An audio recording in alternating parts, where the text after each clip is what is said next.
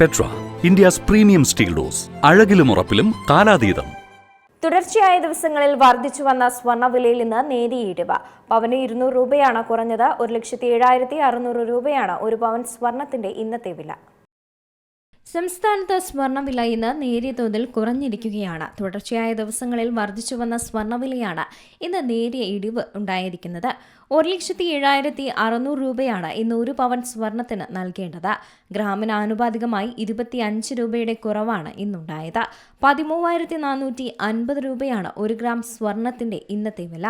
വരാനിരിക്കുന്ന US federal റിസർവിന്റെ പണവായ്പാ നയവും എണ്ണവിലയും അടക്കമുള്ള വിഷയങ്ങൾ തന്നെയാണ് സ്വർണ്ണവിലയെ സ്വാധീനിച്ചുകൊണ്ടിരിക്കുന്നത്. അമേരിക്കൻ സമ്പദ് വ്യവസ്ഥയിൽ പ്രശ്നങ്ങൾ നിലനിൽക്കുന്നുണ്ട് എന്ന് വ്യക്തമാക്കുന്ന ജോബ് ഡേറ്റ കഴിഞ്ഞ ദിവസം പുറത്തു വന്നിരുന്നു. ഒട്ടും പ്രതീക്ഷ നൽകുന്നതല്ല ജോബ് ഡേറ്റ കണക്കുകൾ എന്നാണ് റിപ്പോർട്ടുകൾ വ്യക്തമാക്കുന്നത്. ഈ പശ്ചാത്തലത്തിൽ പലിശ നിരക്ക് കൂട്ടാൻ അമേരിക്ക തയ്യാറാവാനുള്ള സാധ്യത കുറവാണ് എന്നാണ് റിപ്പോർട്ടുകളും ചൂണ്ടിക്കാണിക്കുന്നത്. ഇതിന്റെ ചുവട് പിടിച്ചുകൊണ്ടാണ് കഴിഞ്ഞ ദിവസങ്ങളിൽ സ്വർണ്ണവില കൂടിയത്. കഴിഞ്ഞ മാസത്തിന്റെ തുടക്കത്തിൽ 1,14,560 രൂപയായിരുന്നു ഒരു പവൻ സ്വർണത്തിന്റെ വില. ജനുവരി 29 രേഖപ്പെടുത്തിയ 1,31,160 രൂപയാണ് സ്വർണ്ണവിലയിലെ റെക്കോർഡ്.